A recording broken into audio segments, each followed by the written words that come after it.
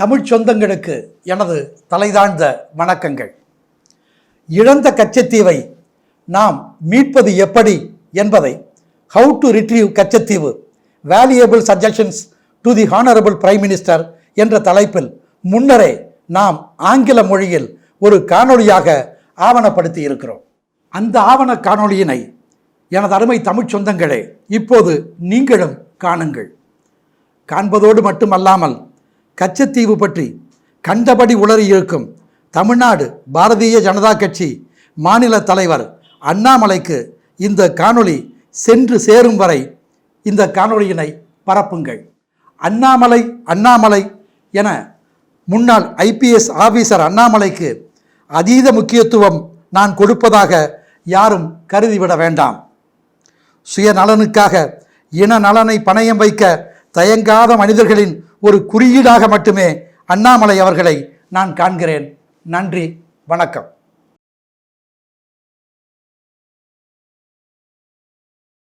Our Honorable Prime Minister, Shri Narendra Modi ji, Namaste.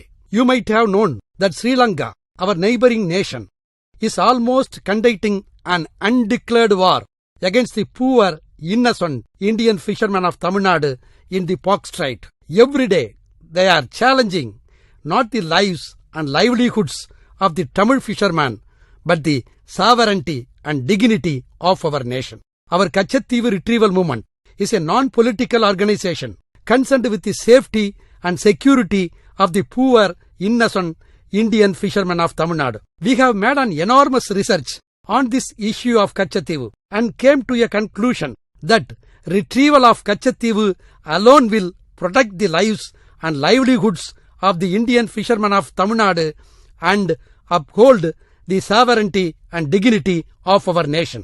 Speaking about the sovereignty of a nation, the theory of Constitution says that the popular sovereignty is to be secured and saved first in any democratic country.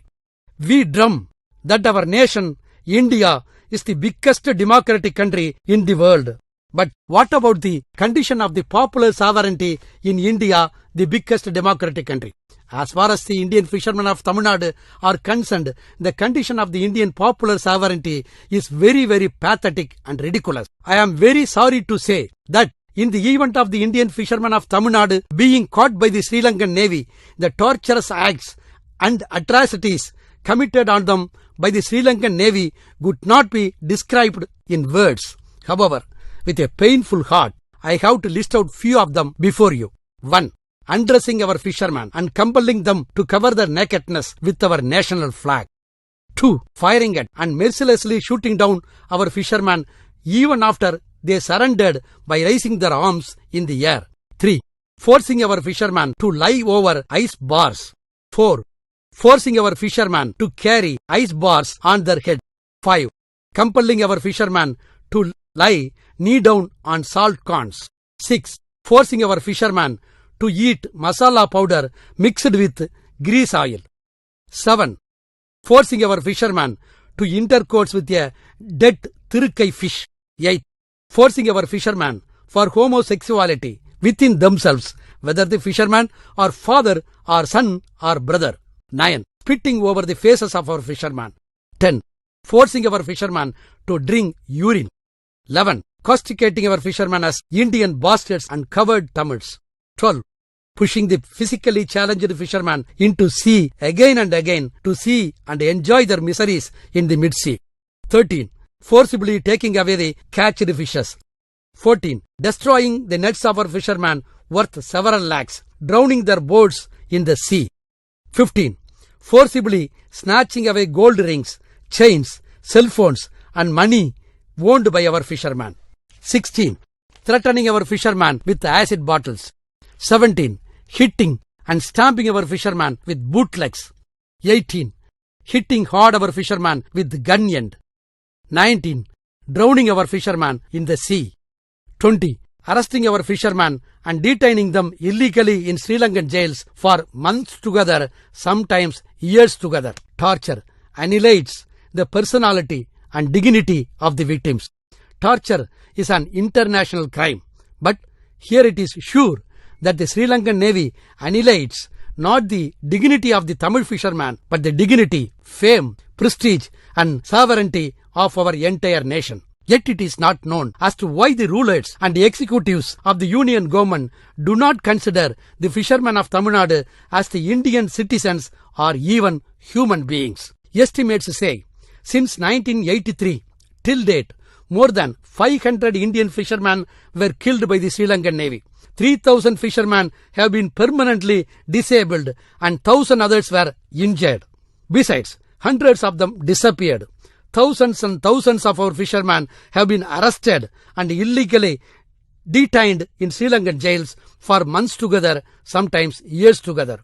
The economic loss of our fishermen would come to crores and crores if calculated. More than 10,000 times the Sri Lankan Navy had attacked the Indian fishermen of Tamil Nadu. It is very sad to say that all these attacks were made by the Sri Lankan Navy against our fishermen in the historic waters around the island of Katchatheevu.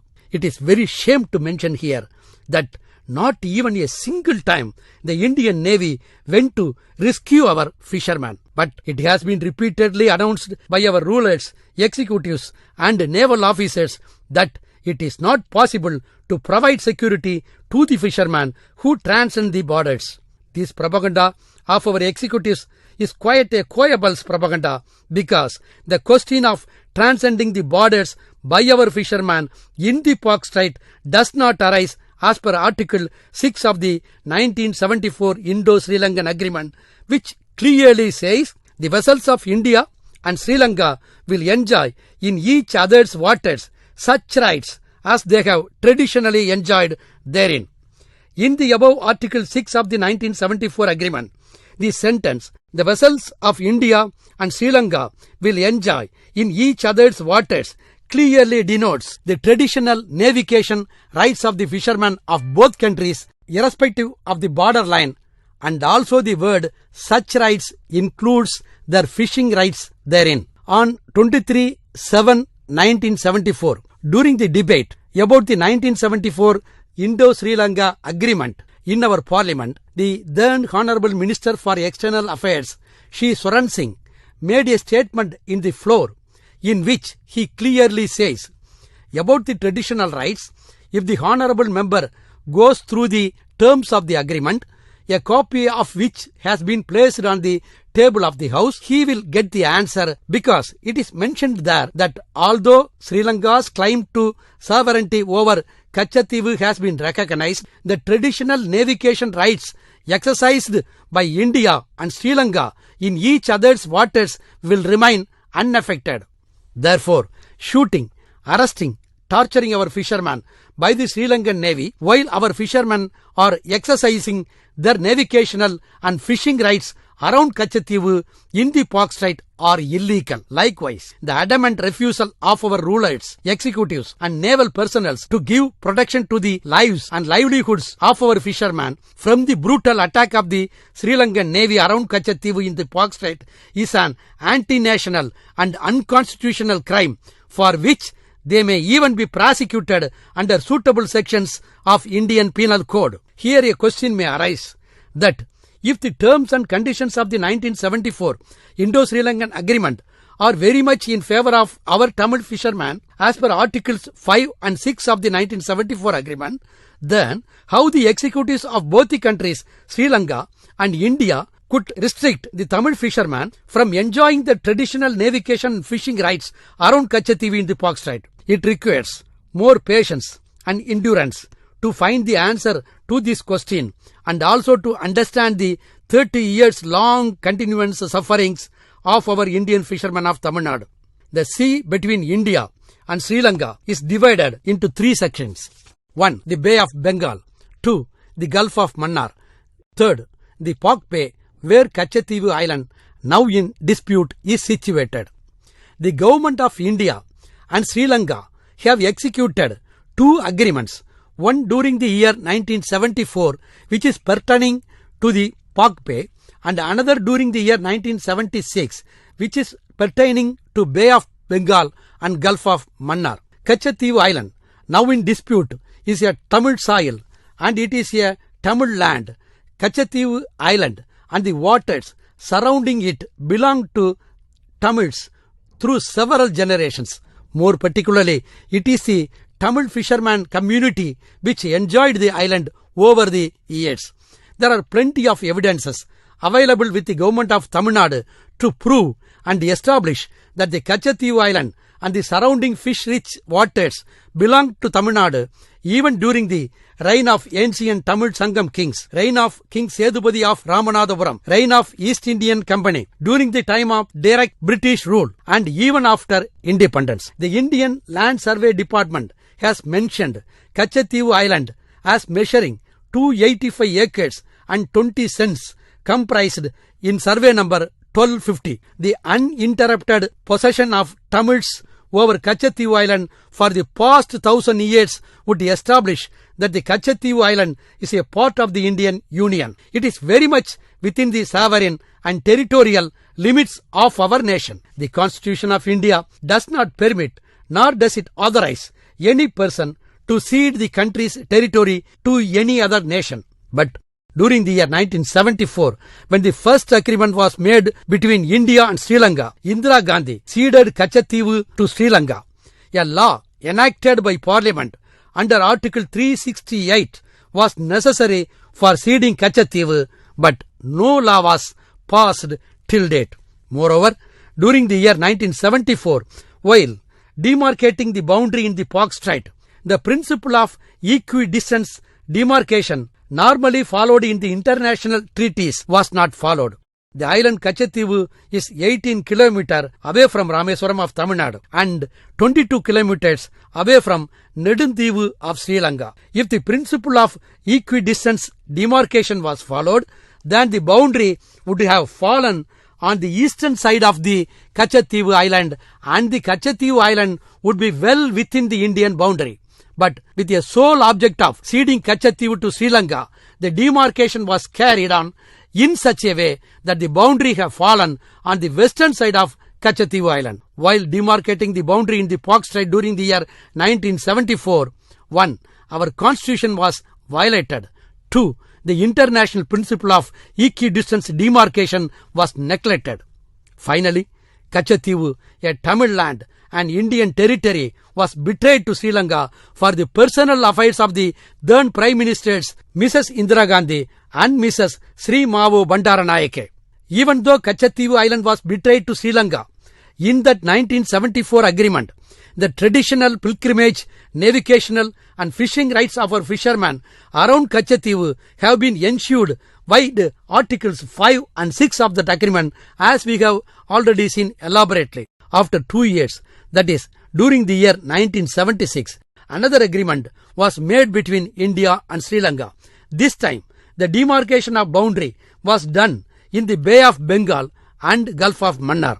This time, instead of the Prime Ministers, the Foreign Secretaries of the two countries, namely Keval Singh of India and W.T. Jayasinghe of Sri Lanka, signed in that agreement. In this 1976 agreement, both the countries agreed that the fishermen of both the countries will not engage in fishing each other's waters. But this condition will apply only to the Bay of Bengal and Gulf of Mannar and not to the Pak Strait where Katchatheevu is situated, because the demarcation and related matters were already settled in the 1974 agreement. As such, even after the 1976 agreement, our fishermen enjoyed their traditional navigation and fishing rights in the Pak Strait around Katchatheevu without the interference or interruptions of Sri Lankan Navy up to the year 1983. During the year 1983, the Singali terrorists and the Buddhist monks started their genocide vigorously against the Eedam Tamils, particularly in Colombo, with the help of the Sri Lankan government. The month of July 1983 is therefore called as Black July. It is to be noted here that Mrs. Indira Gandhi, the then Prime Minister of India, openly declared the Sri Lankans' brutality against Eedam Tamils as genocide. In the same year 1983, the Sri Lankan Navy started to fire at our fishermen in the Pak Strait. Hence, the Indian government restricted our fishermen not to transcend the borders in the Pak Bay due to security reasons during the year 1983. It is to be noted here that it was not a license issued by India to the Sri Lankan Navy to shoot the Tamil fishermen who transcend the borders in the Pak Strait. While answering a question in the Parliament during the year 2002, former External Affairs State Minister Sri Umar Abdullah has stated, the agreement between India and Sri Lanka on the boundary in the historic waters between the two countries was signed in June 1974. The agreement states that Indian fishermen and pilgrims will enjoy access to visit Katchatheevu as hitherto and will not be required by Sri Lanka to obtain travel documents or visas for these purposes. Fulfillment of these traditional rights has been in abeyance since 1983 due to the security situation in the Pak Strait. The matter remains under discussion between the two countries. This had been the crystal clear stand of the Indian government when the NDA headed by Sri Vajpayee was in power during the year 2002. Sir, during the year 2008, Mr. W.T. Jayasinghe, the former Foreign Secretary of Sri Lanka, who signed the 1976 agreement on behalf of Sri Lanka, has published a book by name Katchatheevu and Maritime Boundary of Sri Lanka, in which he has misinterpreted the 1976 agreement as follows. As per the terms of the 1976 agreement between the foreign secretaries of India and Sri Lanka, the Indian fishermen and pilgrims would not enjoy to visit Katchatheevu as hitherto. This idiotic misinterpretation by the Sri Lankan side is enough for the Indian side to abrogate both the 1974 and 76 agreements and retrieve Katchatheevu, and the international law also permits such abrogation because the 1976 agreement has not been entered into between two countries, India and Sri Lanka, but only amongst the representatives of India and Sri Lanka. On behalf of India, Keval Singh has signed the 1976 agreement in his capacity as Foreign Secretary. He can only be termed as the representative of the Indian government. In fact, Keval Singh did not have any authority to sign the agreement which will bind this nation. It is not necessary that the government of India should accept the agreement and act according to it. The government of India can accept the agreement or revoke it. It is also not necessary for the government of India to give reasons for revoking an agreement signed by its representative.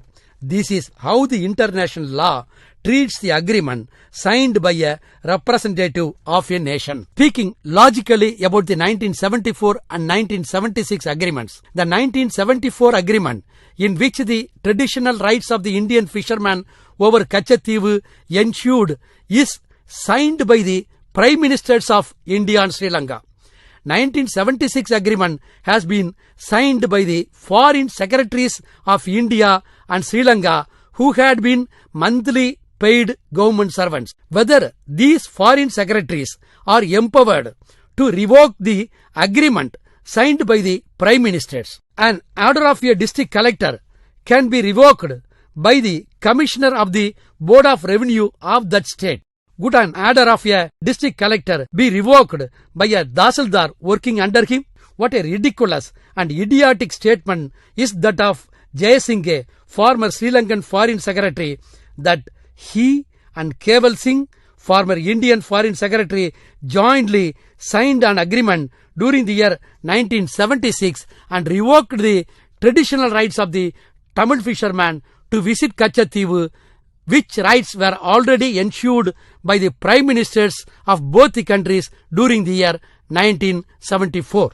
Breach of Agreement, Vienna Convention on Law of Treaties 1969. It is a well-settled principle under the international law and also under the domestic law of civilized countries that any failure to fulfill or committing breach of the terms of the agreement would create a right on the aggrieved party to repudiate the entire agreement. As per Article 60 of the Vienna Convention on Law of Treaties 1969, it is also permissible to terminate the treaty where one of the contracting parties has committed breach of treaty obligations. Rebus sic stantibus principle of international law. According to this principle of international law, even if an agreement had been truly entered into between two nations and on a later period, if any change in circumstances warrants annulment of the agreement, such annulment can be done unilaterally. Historic waters and the international law of sea. The international law of sea says that the bays called historic are those over which the coastal states have traditionally exercised and maintained their sovereign ownership.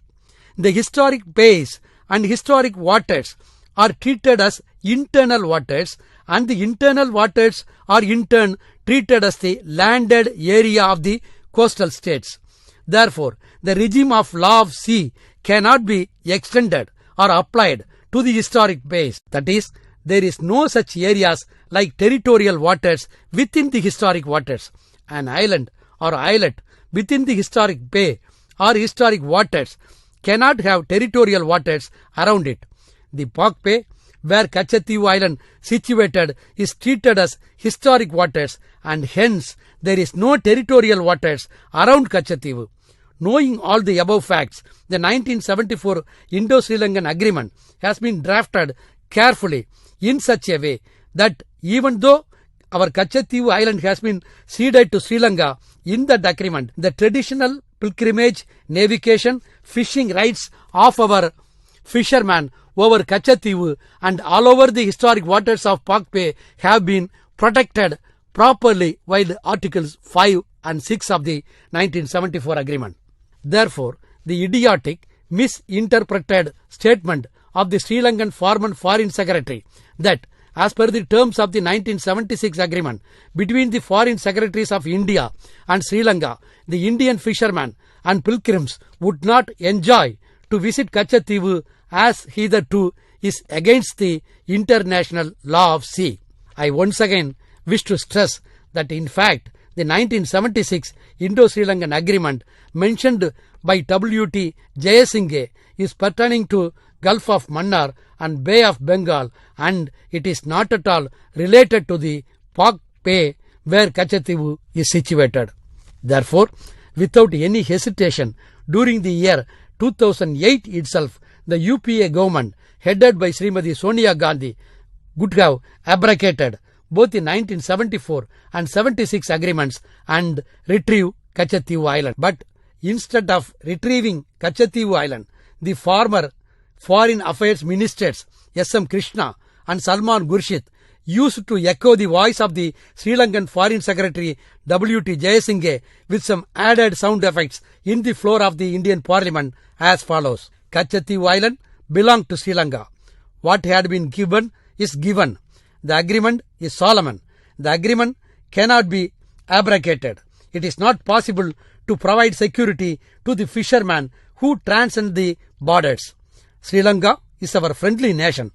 The stand taken by the then UPA cabinet headed by Srimati Sonia Gandhi against our constitution, against our own citizens, against the international law, against the terms of the 1974 agreement, but in support of the Sri Lankan rulers clearly shows that they would have been under some acknowledgement of allegiance or adherence to the Sri Lankan state. I have made a complaint against Srimati Sonia Gandhi and 5 others at the Temple Police Station, Rameswaram, on 28/2/2004 to prosecute them under IPC Section 121 for their conspiracy and coherence with the Sri Lankan nation, which is conducting an undeclared war against our nation by attacking and arresting hundreds and hundreds of our own citizens, that is, the Indian fishermen of Tamil Nadu in Pak Bay.